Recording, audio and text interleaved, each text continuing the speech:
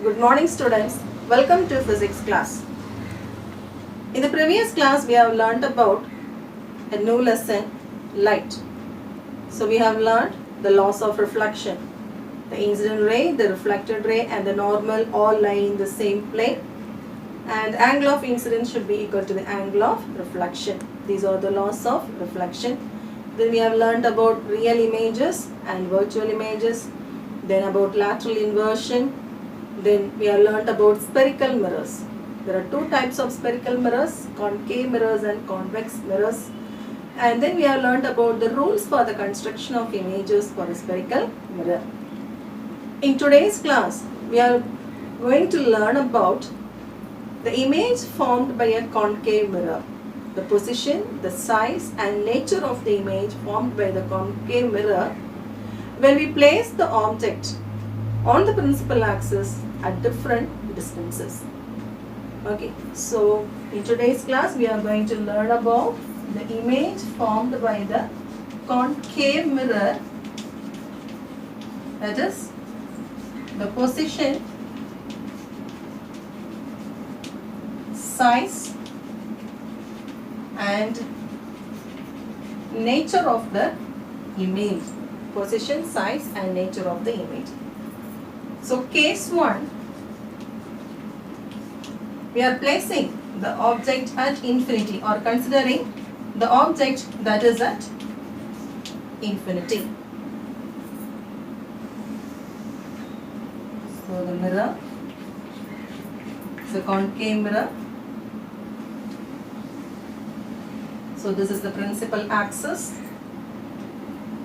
This is pole P and principal focus F and center of curvature C. So the case 1 is at infinity, the object is at infinity. So when the object is at infinity, the image will be formed at the principal focus. So this is the incident ray. After reflection, it passes through the principal focus. So arrow marks are very important while drawing the ray diagram. So this is the ray diagram. So object at infinity, the image is formed at the principal focus and the nature of the image, the position is F. That is the principal focus F. The size of the image is diminished. Object is formed at principal focus, that is the position, and the size of the image is highly diminished, that is we couldn't see, and the nature of the image is a real image. Okay, it's a real image. So this first case is object at infinity.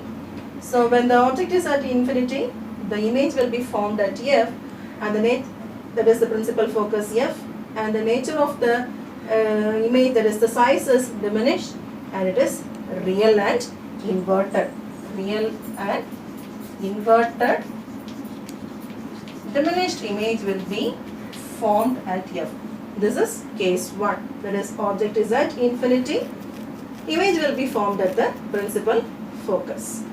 Second case is when the object is placed beyond C. So this is the center of curvature C, this is the focus F. When the object is, this is the object O. We are placing the object here. When the object is placed beyond C, one of the ray that is parallel to the principal axis, as we have learned, the ray that is parallel to the principal axis will always pass through the focus F. So the ray which is parallel to the principal axis passes through the focus F, and also some other ray that passes through the center of curvature will be reflected on its own path. We have learned the rules. So here is another one ray which is after reflection, which is passing through center of curvature C. It takes its own path. So now where is the image formed? The image formed will be between C and F. So where is the image formed? The image formed will be between C and F. So when the object is placed beyond C, image will be formed between C and F. So what is the condition here? when object is placed beyond C, the position of the image is between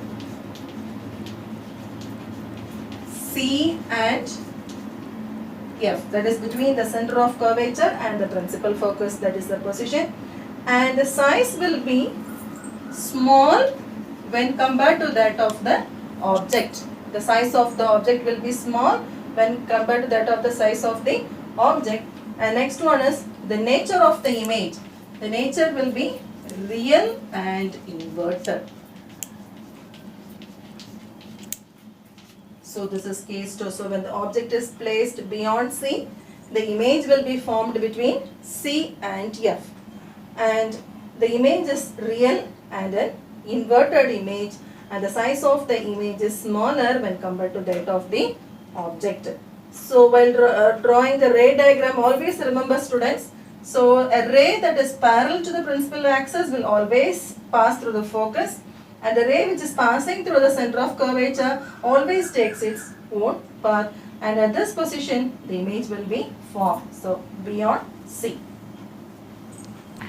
Now the third condition is the object is placed at C.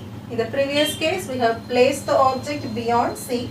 Now we are placing the object at C, that is the center of curvature itself.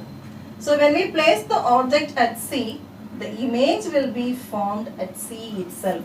So where is the image formed? The position of the image is at C. So when the object is at C, the image will also be formed at C. So here the ray which is parallel to the principal axis will pass through the focus, and here the ray is passing through the focus and it will be parallel to the reflected parallel to the principal axis, and at this point the image will be formed, that is at C itself. So what is the size of the image? The size of the image will be same as that of the object. The size of the image will be same as that of the object. And what is the nature of the image? The nature of the image is real inverted. So this is the third position, that is at C. So when the object is placed at C, the image will be formed at C, the size of the image will be the same, and the nature of the image is real and inverted. Now next is when the object is placed between C and F. So initially the object is at infinity, then the object is placed beyond C. Now next the object is placed at C, and now we are placing the object between C and F. So when the object is placed between C and F, the ray from the object, it is parallel to the principal axis, always passes through the focus, and the ray which is passing through the focus will be parallel to the principal axis, and the image, where is the image? The image is formed beyond C. So here this is C and the image is formed beyond C. So when the object is placed between C and F, the image is formed beyond C. So where is the image formed? Which is beyond C. And what is the size of the image? The size of the image will be large when compared to that of the object, or greater. The size of the image will be large when compared to that of the object. And what about the nature of the image? The nature is real and inverted. So when the object is placed between C and F, the image will be formed beyond C. The image is larger when compared to that of the object, and the nature of the image is real and inverted. Next, when the object is placed at F.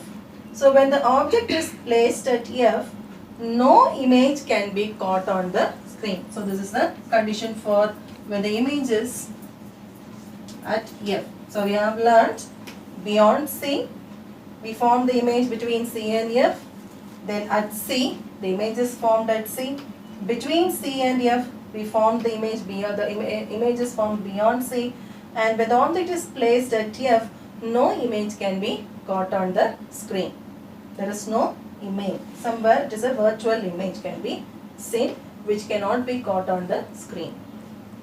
Now next condition is when the object is placed between F and P. It is the focus F and the pole P. So when we place the object here, the image will be formed beyond the mirror or behind the mirror. So here this is the position of the image, so that is behind the mirror, that is the position of the image, and it is a virtual image. The nature of the image is virtual and erect. The nature of the image is virtual and erect, and the size of the image is magnified. That is, it is very large. So when the object is placed between F and P, a virtual image is formed behind the mirror, and the image is virtual and erect, and the size of the image will be magnified. So we get different objects, different images at different positions of the objects on the principal axis. Next we learn about the sign conventions for measuring the distances of the object and the image. So here we always consider the point P to be the origin. Okay, the point, that is pole, is considered to be the origin always, and this principal axis is considered to be as the x-axis of the coordinate system. So P is the origin, this line, the principal axis, will be the x-axis of the coordinate system. So here always the object will be placed to the left of the mirror. So where is the object placed? The object will always be placed to the left of the mirror, and the second condition is that the direction of the incident light, that is from, suppose if this is the object, then this the direction of the incident light, the distance is always calculated to be positive, and the direction against the incident light will be always calculated to be negative. Here the distance will be positive. If the direction is against the incident light, then the distance will be calculated as negative. So the distance will be positive and negative. If the distance is along the direction of the incident light, the distance will be positive, and if the distance is against the direction of the incident light, the distance will be negative. And the next condition is that the height above the principal axis and also perpendicular. So this is the height of the object and this is the height of the image, isn't it? So consider. So here this is the height upwards. That is, the height which is above the principal axis will be always positive. That is, height above principal axis. Height above the principal axis will be always positive, and the fourth condition is the height below the principal axis. Height below the principal axis will be considered to be as negative. So these are the sign conventions. So point P is, the pole P is taken as the origin. The principal axis will be taken as the x-axis of the coordinate system, and this is the direction of the incident light. This is the direction against the incident light. So while calculating the distance, the direction along the incident light will be positive, and the direction against the incident light, the distance will be considered to be as negative value. And then if the height of the image or the object is above the principal axis, it is taken to be a positive value, positive height. And if the height of the image or the object is below this principal axis, the value will be taken, the height will be taken to be as a negative value. So these are the sign conventions for measuring the distances. Now let us calculate the mirror equation. So if u is the distance of the object,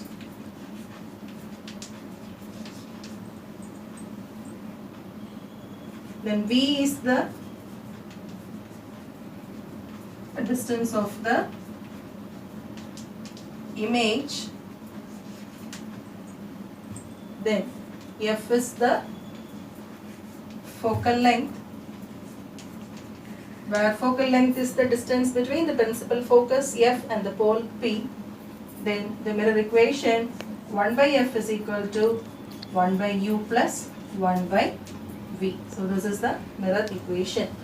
So U is the distance of the object, V is the distance of the image, and F is the focal length. Then 1 by F is equal to 1 by U plus 1 by V. Now let us find the magnification produced by a spherical mirror.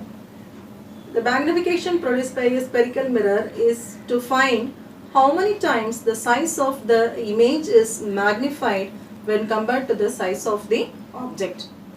So magnification means, or magnification of a spherical mirror is the how many times the size of the image is magnified when compared to the size of the object. So if we consider HO as the height of the object and HI is the height of the image,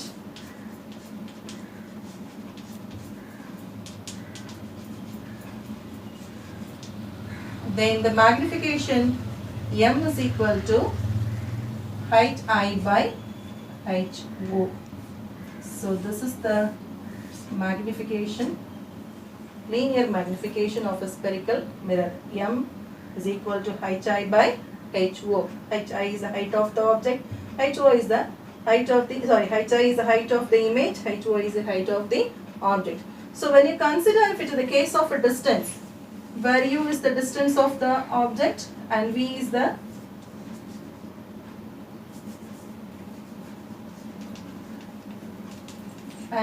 distance of the image, then the magnification M is equal to minus V by U. So this is the formula in the case of distance. If it is height, then it is height I by HO. If it is the case of a distance, then it is equal to minus V by U for the linear magnification of a spherical mirror. So when finding magnification, if the value is a positive value, then the image will be a real image, and if the value is a negative value, the magnification value is negative, then the image will be a virtual image. If it is positive, we will get a real image. If it is a negative value, we will get a virtual image. Now let us learn the uses of a concave mirror. So concave mirror is used in dentist, head mirror. So a parallel beam of light is made to fall on a concave mirror, and now this concave mirror will focus the parallel beam of light on the small parts of the body, in which we can get the fine image of the object. The next one is a makeup mirror. So if we use a concave mirror, or when a concave mirror is held in front of our face, a magnified image of the object will be obtained so that the clear image of the object can be seen. So it can also be used as a makeup mirror, and the concave mirrors are used as reflectors in solar heaters, and also used in headlights or torches, etc., to get a high beam of light. So these are some of the applications of concave mirror, which is used in dentist head mirror. It can also be used as a makeup mirror. It can be used as a reflectors in solar heaters, and also it can be used in torches. So in today's class, we have learnt about the image formation of a concave mirror. Image formation, that is by placing the object at different distances on the principal axis, we are finding the location of the image, the position of the image, the size of the image, and also the nature of the image. Also we have learnt about the sign conventions.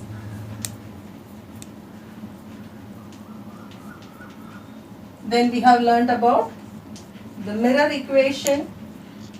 So what is the mirror equation? 1 by f is equal to 1 by u plus 1 by v. Then linear magnification. So what is the linear magnification formula? M is equal to height I by HO, where HI is the height of the image and HO is the height of the object. Then again, in the case of a distance, M is equal to minus V by U, where V is the distance of the image and U is the distance of the object. And next we have learned about the uses of concave mirror. So concave mirrors are used in the dentist headlight. Then we can use the concave mirror as a makeup mirror, and also concave mirrors are used as reflectors and also torch in torch lights, and also in the cases of high beam lights. Thank you, students.